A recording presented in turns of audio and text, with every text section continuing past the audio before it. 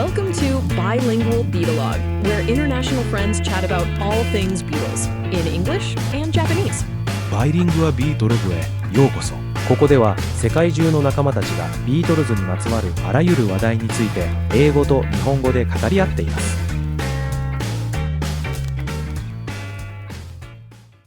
どうも、こんばんは、こんにちは、こんばんはですかね。こんばんは。エルトン鈴木です。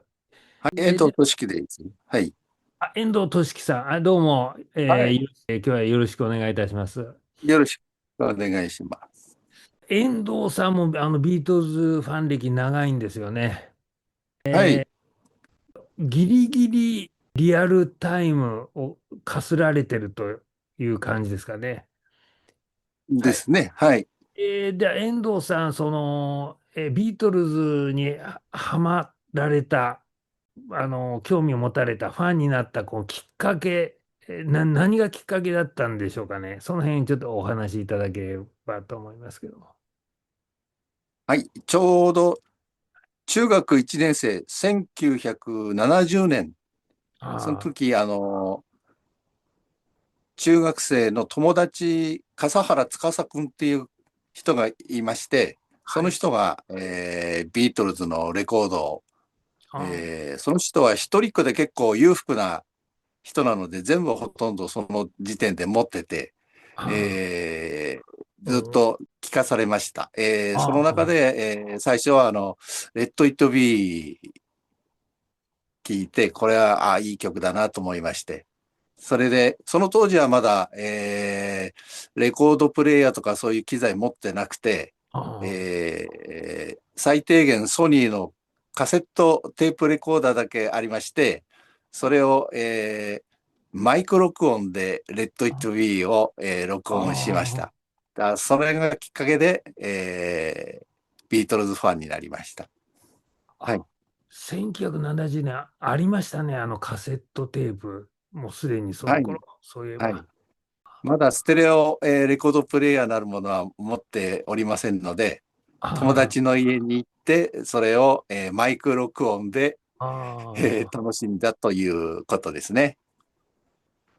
で、その後、レコード、ソニーのレコードコンポなるものを買ってもらいまして、一等最初に買ったレコードが、Come Together と、サムシングのシングル版から始まります。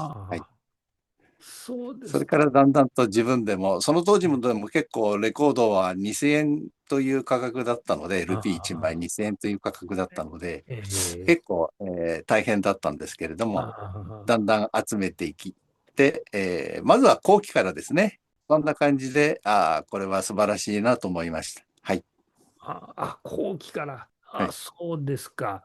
あと、映画とかご覧になられたんですか？ちょっとレッド・イット・ビーとか映画はねですね、はい。ちょうど1970年の夏でスバル座映画館で放映されたと思うんですけれども、その時はまだ、自分はまだまだそういう情報と興味がなくて、行かなかったんですけれども、その友達は行ったと思います。確かに当時は今ほど情報とかないですもんね。はい。写真集なんかもね、ないですもんね。せいぜいニューヨークライフとかで、そういう雑誌で、写真見るしかなかったと思うんですけどね。なんとその友達はその当時、レッド・イット・ビーの、ボックスの初版を多分持ってたと思います。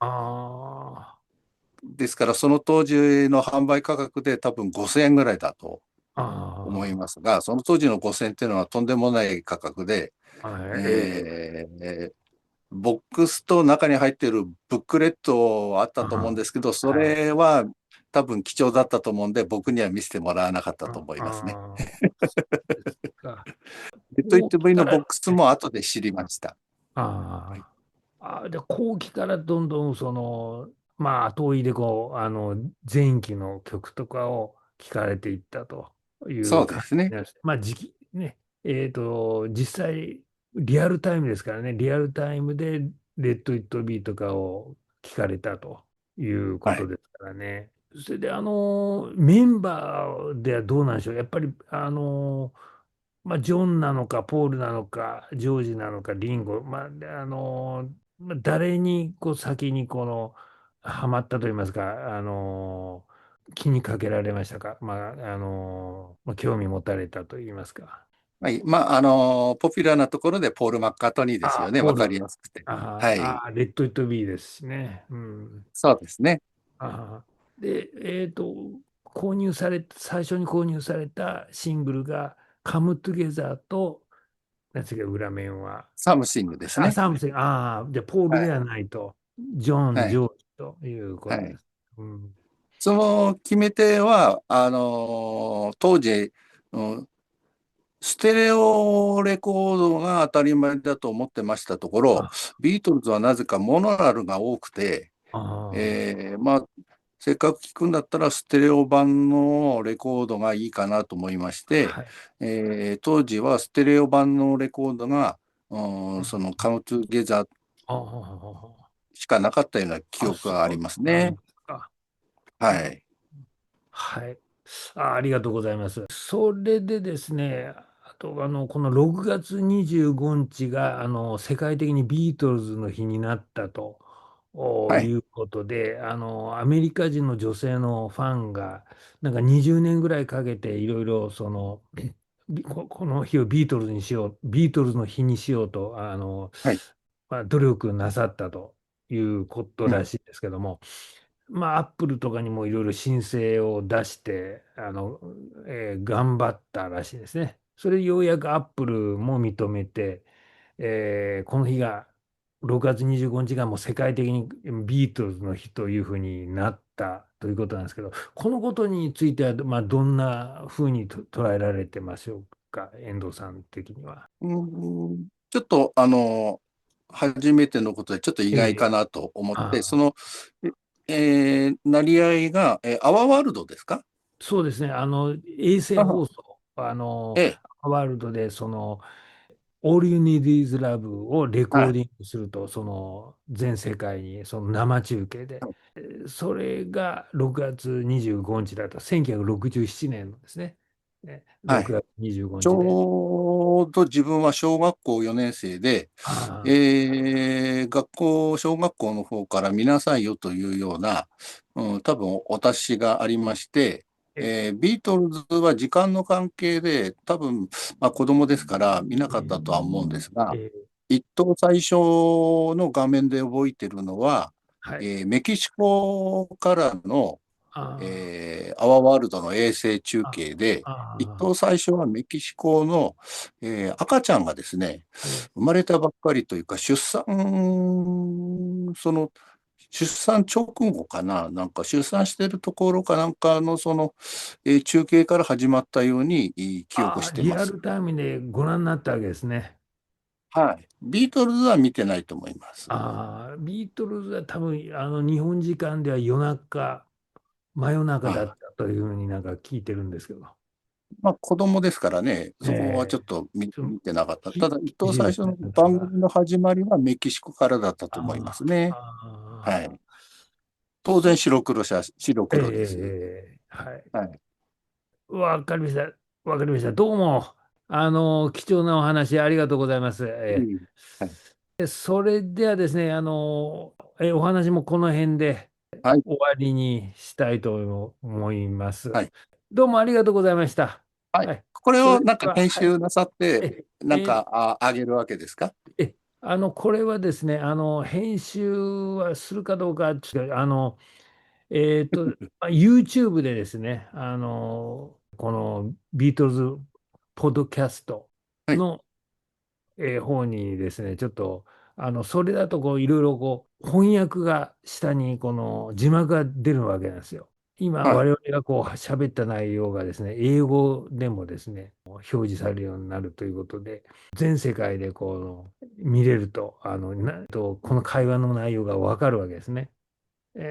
というふうに、なんか、メールかネットのなんか誘いで、はい。ビートルズの、方から、なんか、名前と年齢と、住んでるところを、なんか入力して送ってくださいね、みたいな、英語のそういう誘いの、そのアワーワールドの写真プラスそういうのがなんか来てたような気もしたんですけそうなど、んですか。エルトンさんは登録なさいましたか？いえ、私のとこ来てないですね。そうですかね。じゃあそれちょっと転送しておきますね。そうですか。それ、多分うん。どっから来たんですかね、それ。ユニバーサルだと思います。ユニバーサルジャあパンかと思いますよ。あ、ああ、レコード屋さんですよね。なるほど。そうですか。うん。私、そこから買うことはないですね、これまでね。うん、うん。ちょっと後で送ってはい、おきますね。ありがとうございます。はい。どうも今日はありがとうございました。うん。こちはい、らこそ。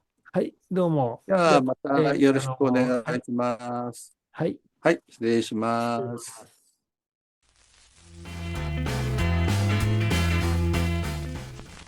I'd like to welcome to Bilingual Beatolog, Madeline Bocaro, somebody whose writing has illuminated the emotional and artistic world surrounding the Beatles. She's a music journalist, and her articles explore the Beatles and other bands and the impact that they make on culture, and especially the inspiration of the Beatles. So it's a pleasure to have you here today, Madeline. Thank you so much for having me. Thank you for joining us. I would like to start out by saying I came to the Beatles late in life. I was a preteen. It was 1976.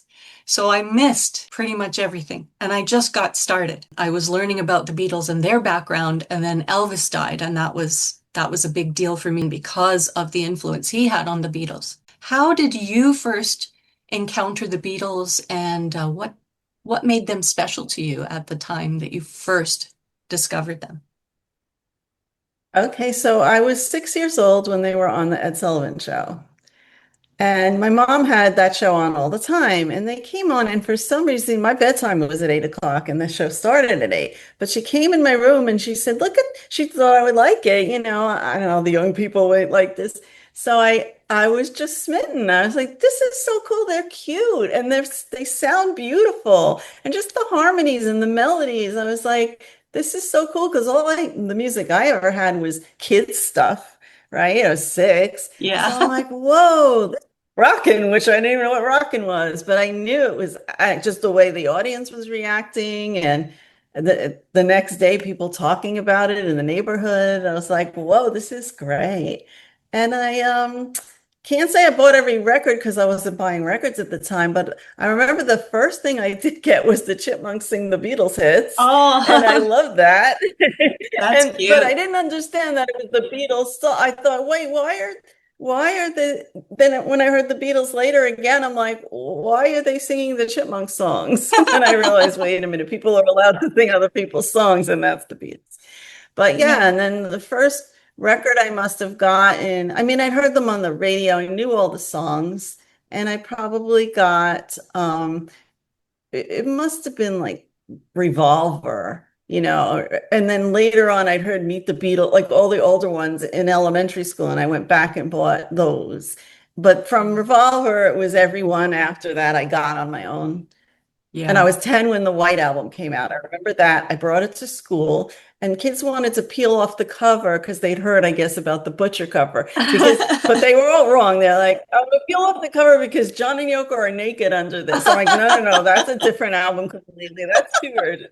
But I knew this at age 10. I don't know. It was like I was following them by then.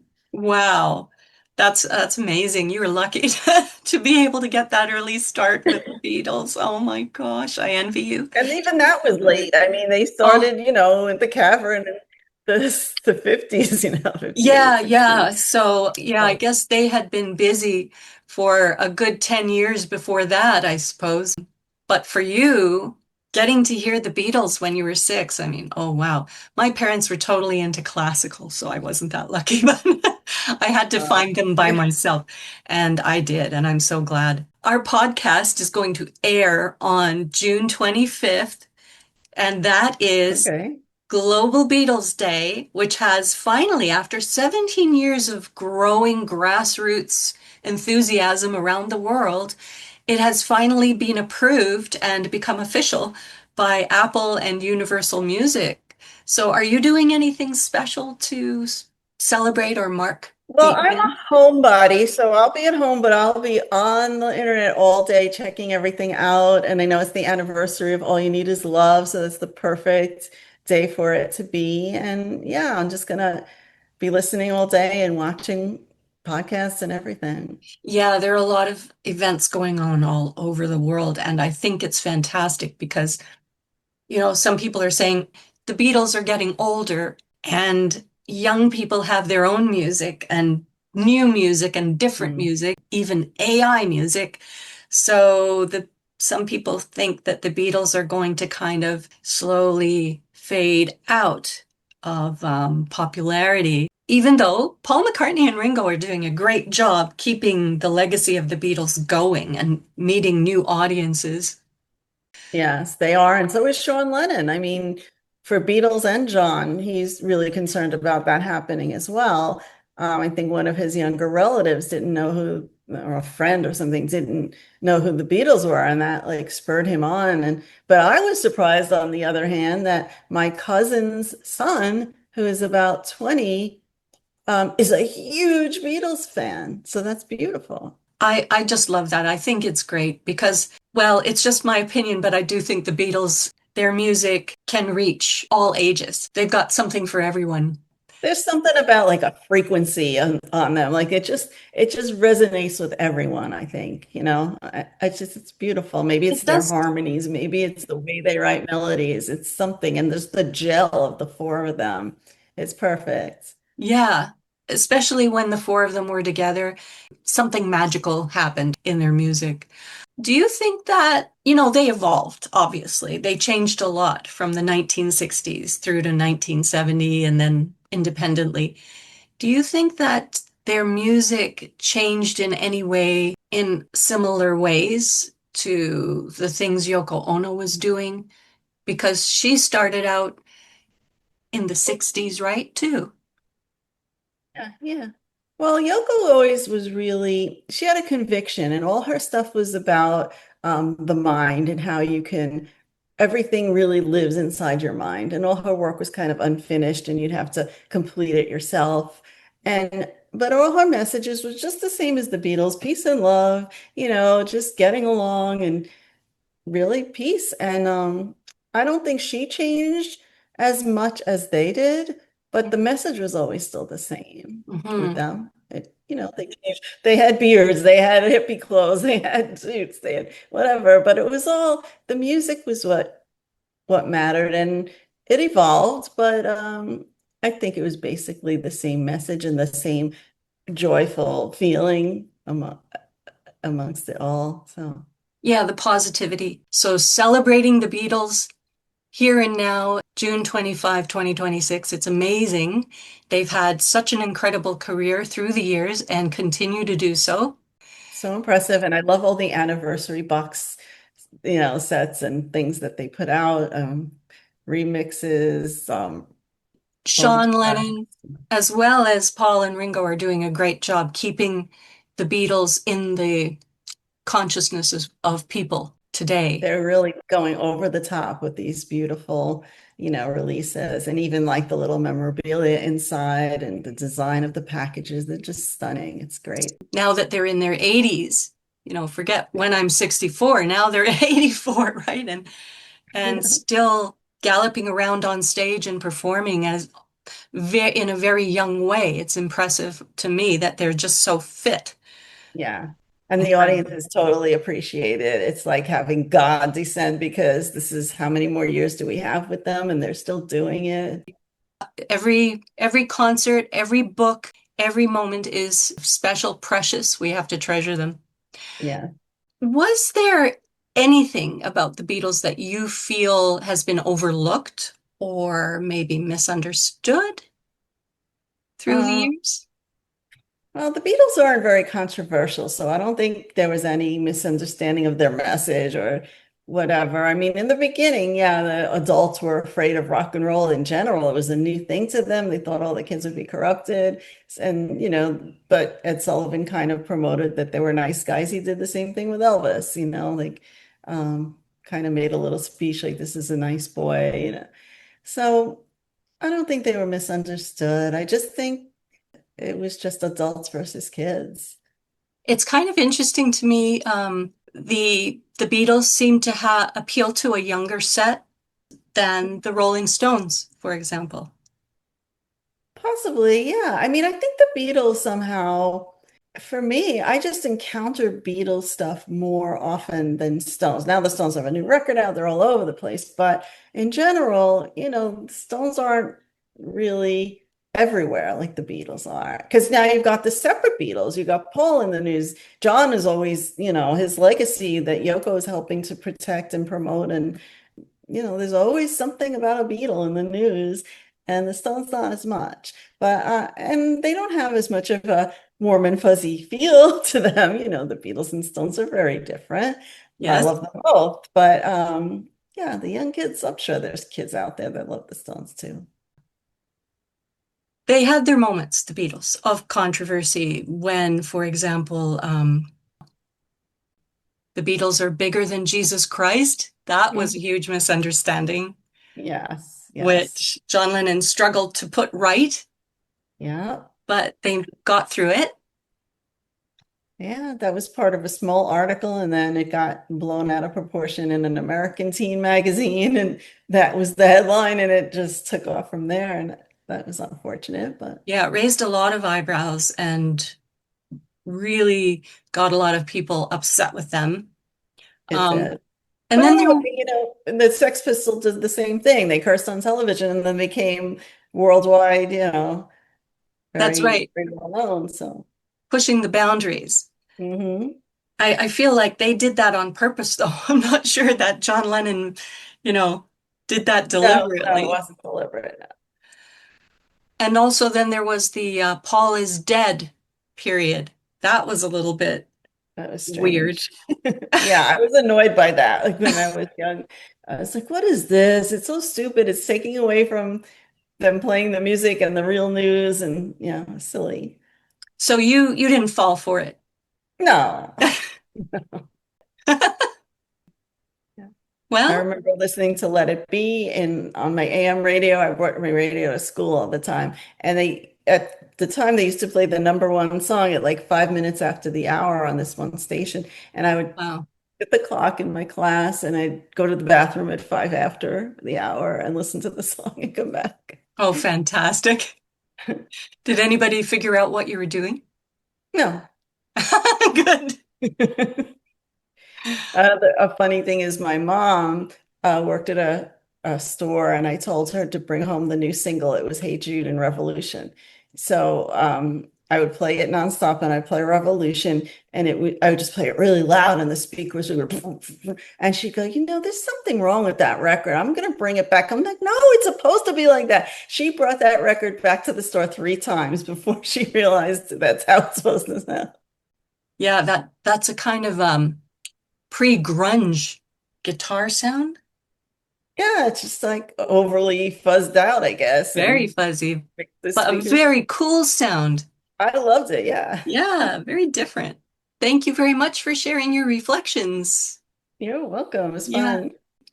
You remind us with your articles on your website, you remind us that music is alive and well, and the Beatles' message is not just historical.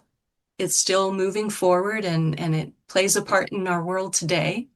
And the Beatles have become very deeply personal for a lot of people, including a lot of people in Japan, as you probably are aware. Mm-hmm.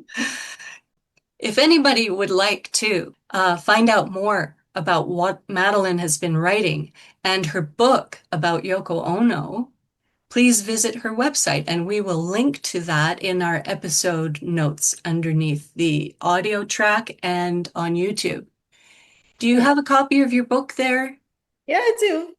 This is the ultimate Yoko biography. Most other books are about her artwork exclusively, or they're very intellectualized.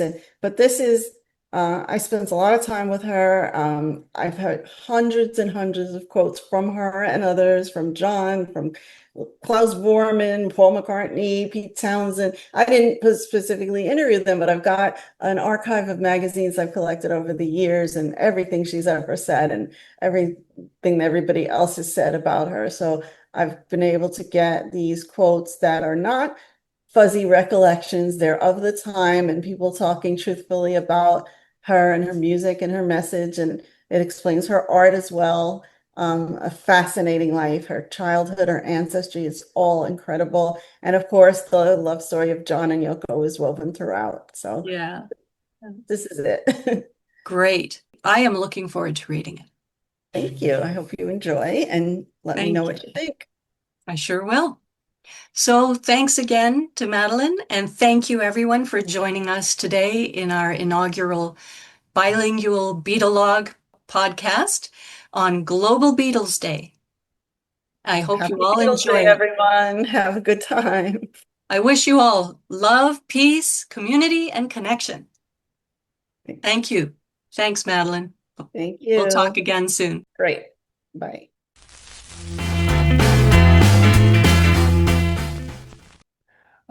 My name is Elton Suzuki. I live in Japan, Saidan Prefecture. When I first got interested in the Beatles, it was back in 1976. I was the first grade of junior high school. Before that, as a matter of fact, I was a Carpenter's fan. For some reasons, I got to like the Beatles more than Carpenters. Do you know why? You said for some reason. Do you have any idea why? What was it? In those days, that was the 10th anniversary of their first visit to Japan. So there was such an atmosphere in those days, and that helped me to more easily get interested in the Beatles. Yeah, it would be very exciting. The Beatles already disbanded, didn't existed anymore when I got interested in them, but legend. So there was a kind of lingering atmosphere of the Beatles fever still. So I kind of maybe it showed respect to them. So in a sense, the Beatles were more historical than Carpenters. I see. That's I think how I got interested in the Beatles. And in history, in a sense, the Beatles were second to none.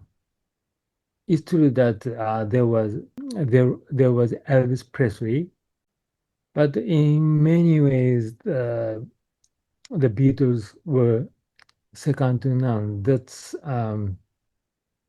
why how I got into them. Cool. And their music was different in many ways. So I know some kind of playful. For example, more correctly, in the end of All You Need Is Love, John sang She Loves You. I found them playful in that sense. Yeah, I feel the same way. Yeah, that's it. Yeah, also, it's true. The music was very great and leaves nothing to be desired. And also, they are good looking. Yeah, they appeal to in appearance. yeah, they I like them in appearance. when you say that, their appearance changed a lot from the beginning to the end of their career together as the four people as the Beatles. Was there any particular time period or look that you thought was the best, or you liked the best? The Beatles in 1965, when they were in doubt, given MBE. Yeah, they looked really smart for that special occasion. Their hairdo. Oh, yeah, their hair looked good. Yeah. So between 1965 and 1966, when they came to Japan during their life. Yeah. I have to say, I feel the same. I think they looked, I loved the way they looked when they were wearing their suits, performing on stage live and bowing in sync in their suits and everything, and their original Beatle haircuts, which was long for that period. But I have to admit, even though I love the evolution of the music and their fashion, the beards and lots of facial hair and long hair was not really my style. It's kind of hippie style they got into in the late 60s. And that wasn't my favorite, but they were good looking guys anyway, no matter what their hair was like, Yeah. It's true. When I was 13, junior high school student, I didn't like the Beatles in late 60s and their style, hairdo and beard. Beard, yeah.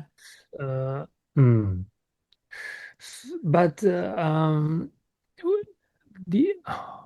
older I got, the more I get to accept such appearance. Yeah. And more artistic in late 60s. Yes. Yeah, it's more true. like maestro. Oh, yeah. Yeah. Yeah. And they had more individual style as they grew older. Yeah. Yeah. That's pretty cool. Yeah. In a sense, Paul didn't change a lot. No, that's true. John changed Yeah, and wearing glasses. yes. And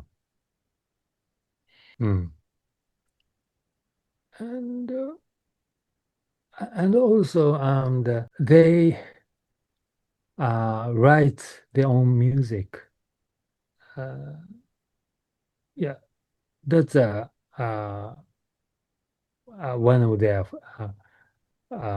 attractions for me. That's what the Carpenter didn't do. Yeah, I don't know a lot about the Carpenters, Yeah, but I it's did. Carpenter wrote some They did Carpenter write songs, maybe. some, yeah. But Okay. they are not composers. But the Beatles are perfect, complete composers. I get your point. Especially Yeah, John and Paul. yeah. Complete And would you include George? Yeah, it's so easy. So easy here. Yeah. Ringo, not so much, right? Yeah. But a lot of people have said he's a great drummer, though. Yeah. Yeah. He fit the Beatles sound so well. Yeah. I think, Elton, if you don't mind, I will try to introduce myself a little bit in Japanese, okay? why not? Okay. Yeah, I need to practice. I'm a little shy, but I want to give it a try. So I'll say, 皆さん、こんにちは。私はシオナです。1976年からビートルズのファンです。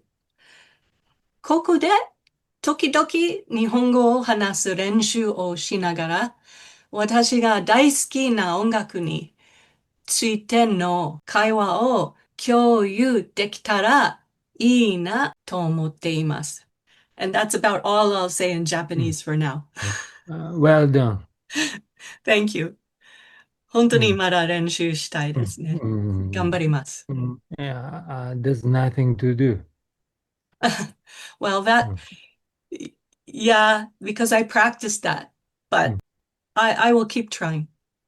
Try my best. Now, I'd like to say something about your interview with Mr. Endo さんと。とっても面白かった。Yeah. Yes, I was so interested. I love hearing about how other people got into the Beatles. In what way? Well, because I'm so curious about what it is about the Beatles music that appeals or has appealed to so many people around the world from different languages and cultural backgrounds. You know, there are a lot of English bands, English language singers, songwriters, who don't get as much play and popularity outside of their home country. For example, like there are so many Canadian bands, but they're not as popular as the Beatles around the world. And there are a lot of Japanese bands that, you know, Western people like too, but because of the language barrier, it's harder to get into it. But people in Japan, so many people in Japan really got interested in the Beatles since they performed, especially since they performed in Tokyo in the Budokan, June 30th and July 1 and July 2, 1966. And this year is the 60th anniversary, right? Yes, it is. Yeah. So I thought it was really interesting to hear, for me anyway, that Endo-san got interested in the Beatles in, was it 1970? And so he didn't see the Beatles in Japan, in Tokyo in 1966. No, he didn't. Yeah. But he got interested in 1970 and through, was it Let It Be? Yeah. Yeah. So at the end of the Beatles' career. And for me, it was 1976, so it was the end. The Beatles had ended too, but I didn't know that. And I saw the movie Help. And I saw that on TV, and I really thought the Beatles had so much positive energy coming through that movie, and it's a comedy. And the music, though, that they played. For example, when I heard John Lennon singing, You've Got to Hide Your Love Away in the movie Help. I didn't know that he was influenced by Bob Dylan, but I loved that song a lot. And Help had great lyrics, I thought. You know, when I was younger, so much younger than today, I never needed anybody's help in any way. But now these days are gone. I'm not so self-assured. Now I find I changed my mind and opened up the doors. I love those lyrics. I think that's so amazing. And he was young when he wrote that. So human, though. Something that human beings can share. The feeling of maybe feeling sad or lonely and needing help. And reaching out to other people, friends, and family, maybe, but reaching out to others for support. I thought, yeah, it's so human. It touches the human spirit of any background, any culture, any language, any age. Yeah, the song was out in 1965. In a sense, the highest uh, position, one of the most gold era. Yes, the golden era. Well, I don't know. It's hard to say because a lot of people might say that Sergeant Pepper period was a golden era for the Beatles. In a sense, it's one of the most successful time, Yes. 1965. So, Yes. but in his mind, but he might felt insecure while he was in success. He might have felt insecure, so he screamed, "Help!" He sang. Yeah. Mentally. Mentally he was crying out for help. Yeah. And I think that's a very human experience. And it doesn't matter if you're male or female either. And it doesn't matter your age. So I just thought, yeah, but Mr. Endo, though, Endo-san, he got into Let It Be.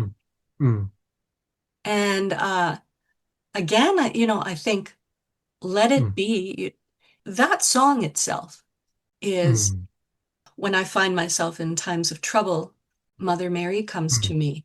So again, it's somebody who's feeling sad or upset about something and looking for support, looking for help, and getting some comfort from somebody's words. Let it be. So the Beatles, I think, throughout their career, they had a lot of songs about people experiencing some kind of suffering or discomfort, and then their friends help them get by.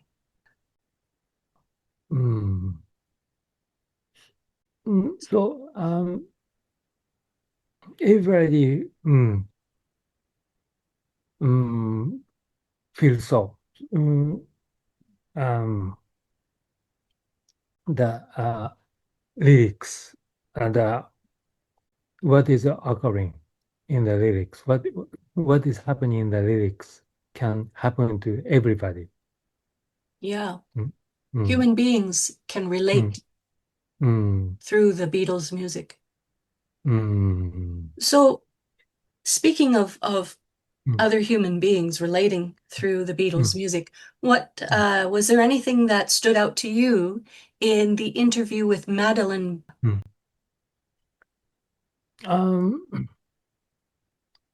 In her case, she got interested in the Beatles through her mother. Her mother,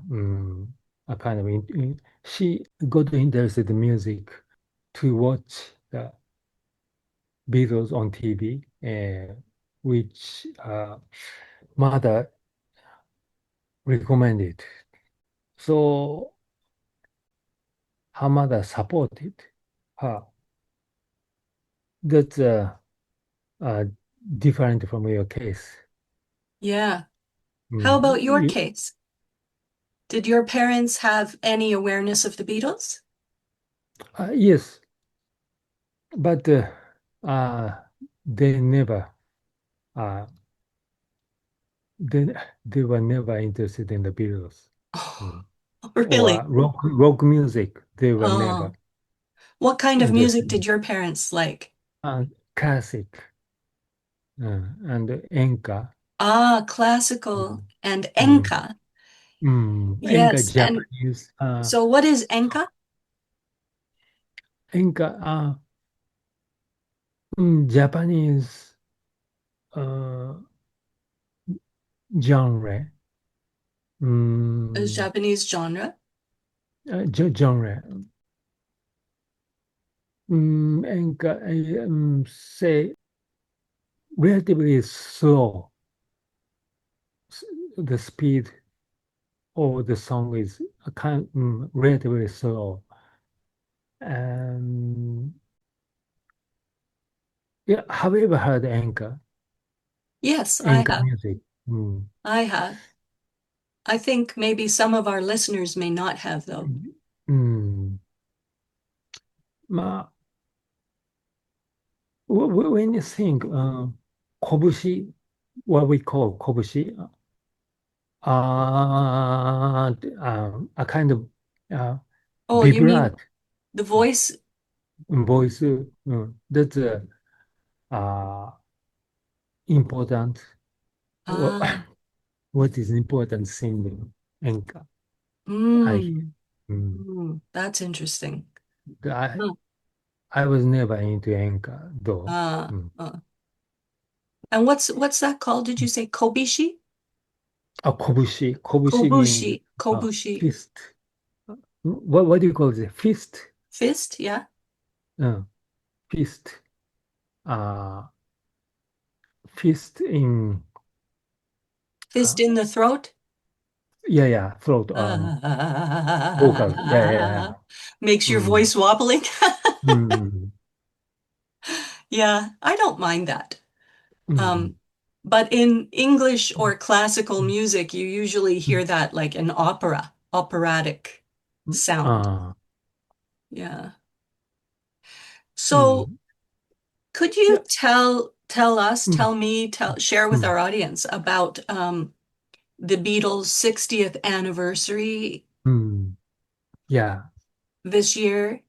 Tell Why not? us about that. Because you're in Japan, and do you know if there's anything special happening in Tokyo about that?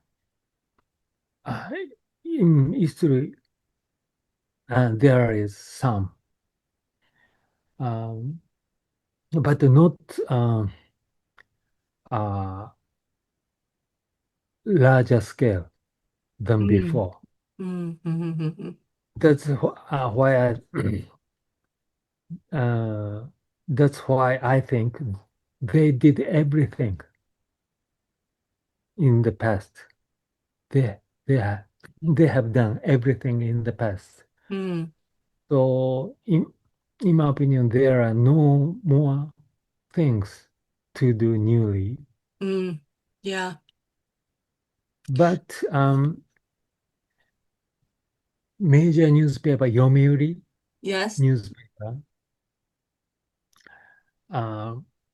back in April, unseen 102 unseen pictures of the Beatles taken during their stay in Japan, in Tokyo, were discovered. That was reported. Cool. And actually, the pictures were discovered back in 2009. Ooh. 2009, that is about 20 years ago. And nobody published them? Not, and that was not unveiled yet. Wow. This is the 60th anniversary.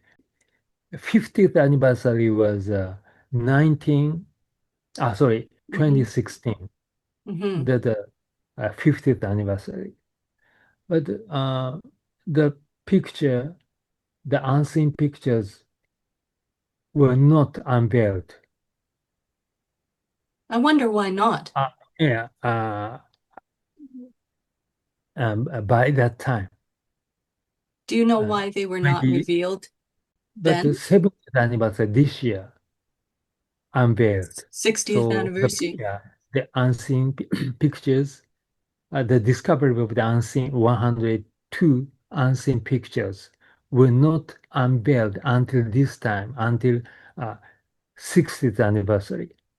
That's pretty amazing. I think that's on purpose. Yomiuri News, in my opinion, Yomiuri newspaper on purpose unveiled until this time instead of unveiling at 50th anniversary. Yes.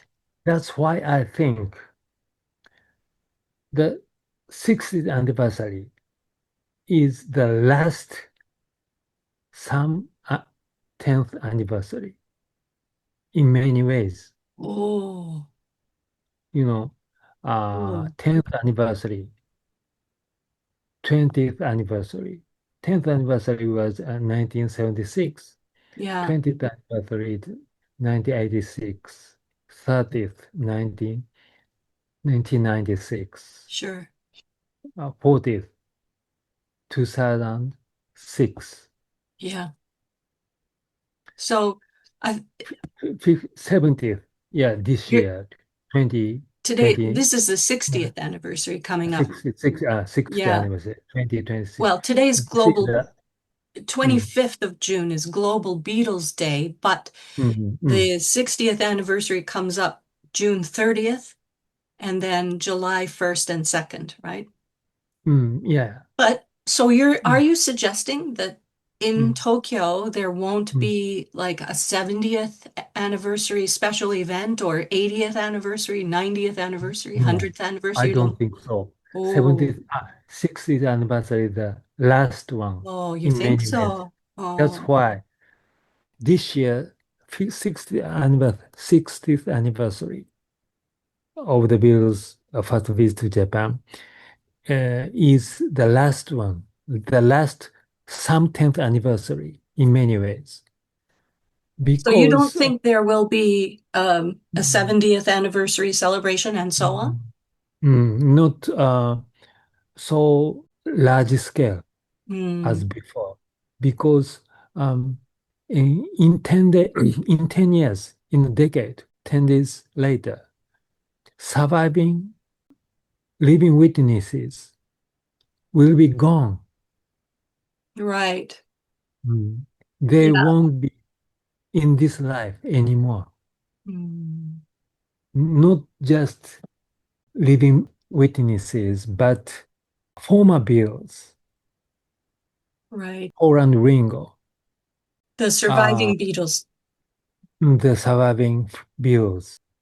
They won't be, they might not be in this life anymore. Right. Okay, I see.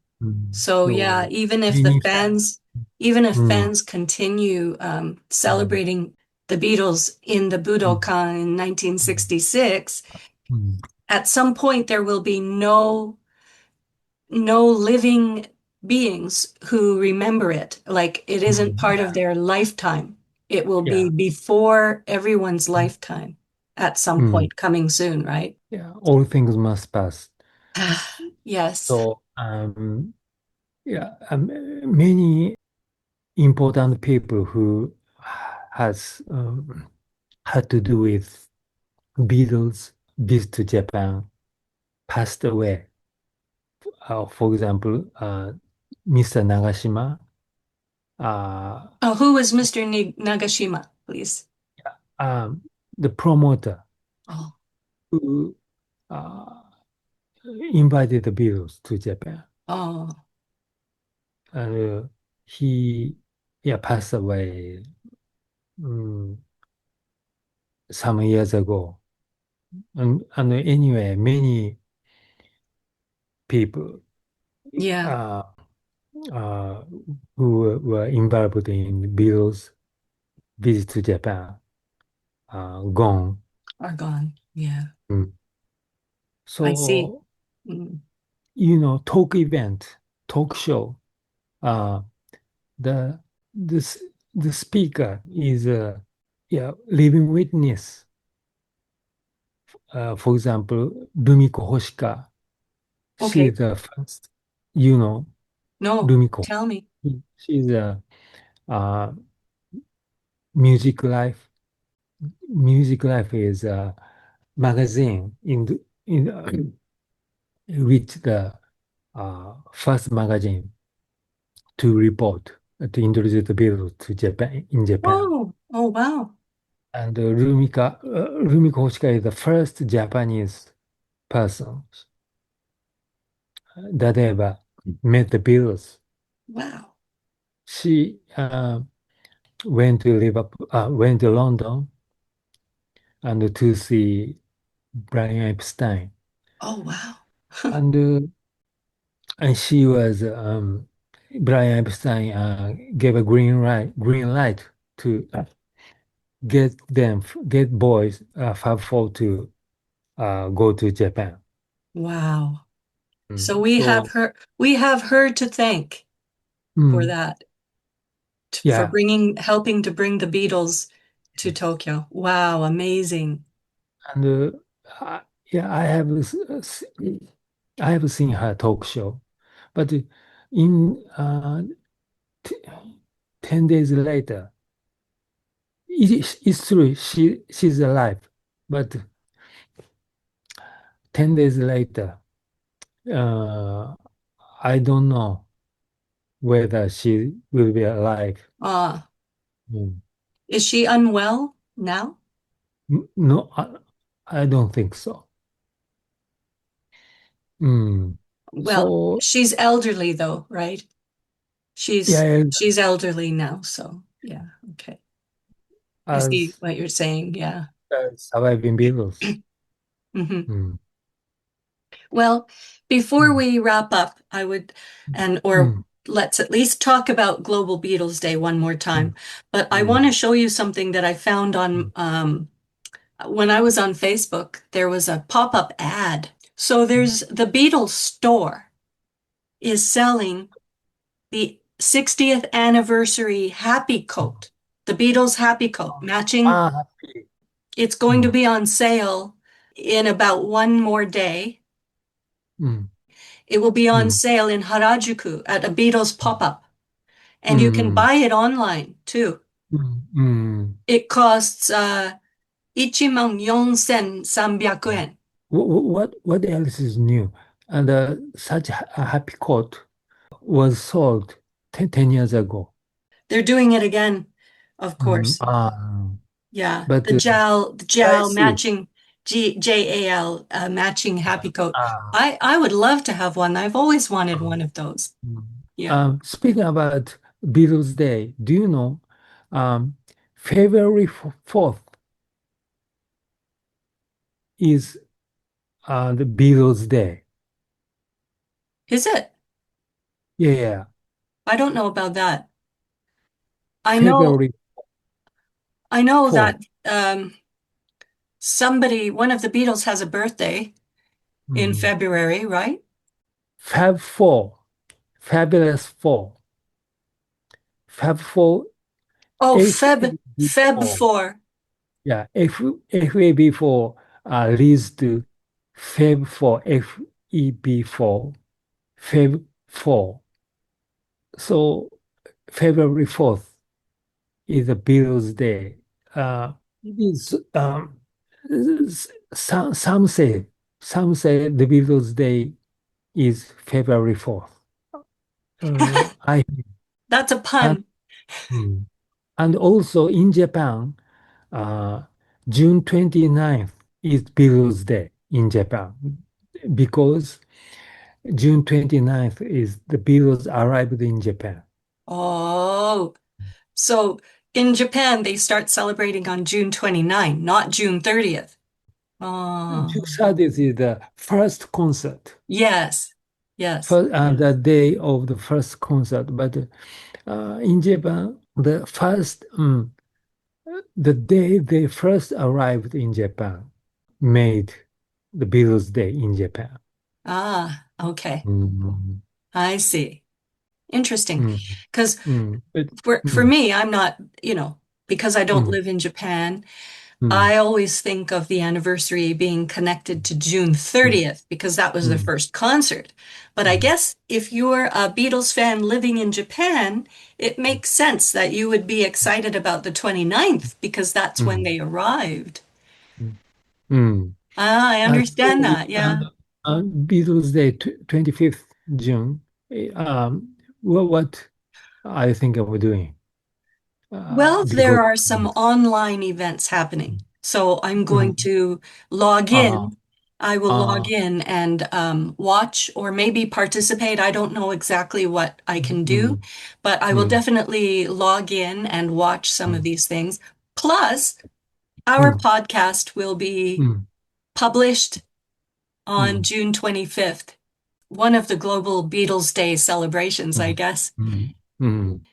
You know, the reason why Global Beatles Day is selected as June 25 is because of the song All You Need Is Love being broadcast globally for the first time via satellite in 1967. And simultaneously. Yeah, June 25. By live. Play by play. Live, globally. At that time, you know, in June of 1967, the Beatles, they did have a #1 album, and it was Sgt. Pepper's Lonely Hearts Club Band. This is written by Brian Southall. Brian Southall, he used to work for EMI. He worked for EMI as a press officer. Yeah. And he wrote in this book about All You Need Is Love. Melody Maker considered the song to be a cool, calculated, contagious Beatles sing-along, while NME declared it's very simple in construction, so all the foreign countries could understand it. Yeah. So the version of All You Need Is Love that was released as a single was not the version broadcast to the world, but nobody really cared because the single became the Beatles' 12th British #1 and their 14th US chart topper. And it was the first single to credit George Martin as producer. So All You Need Is Love was an important song, partly because it was broadcast by satellite live around the world. We better wrap up our podcast for today. Yes, let's continue to love the Beatles.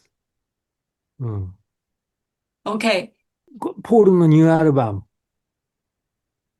いかがでしたか？結構いいですよね。私、聞き入ってます。Yeah, this month is also Paul McCartney's birthday, so Beatles fans, you know, around the world probably acknowledge that, and the release of his new album and the single with Ringo, It Was Home to Us. Yeah, that was great too. But Global Beatles Day, this is the first year that it's been made official by Apple and Universal Music, so it's really bringing people together in a big way this year for the first time, although it has been bringing people together since well, the Beatles have been bringing people together since the 60s, but All You Need Is Love is now being re-released, and you can watch it on YouTube from June 25th. So thank you everyone for listening and watching our podcast today. Bilingual Beatolog. We didn't do a lot in Japanese this time, but maybe next time we can do some more speaking in Japanese, and we hope more people will keep joining us. Like us on Facebook, subscribe to our channel on YouTube, etc., etc. Okay, we would love to have you back, and we will continue our conversations about the Beatles and all kinds of aspects of the Beatles individually and together. So thank you very much, everybody. 本当にありがとうございました。またよろしくお願いいたします、皆さん。ありがとうございました。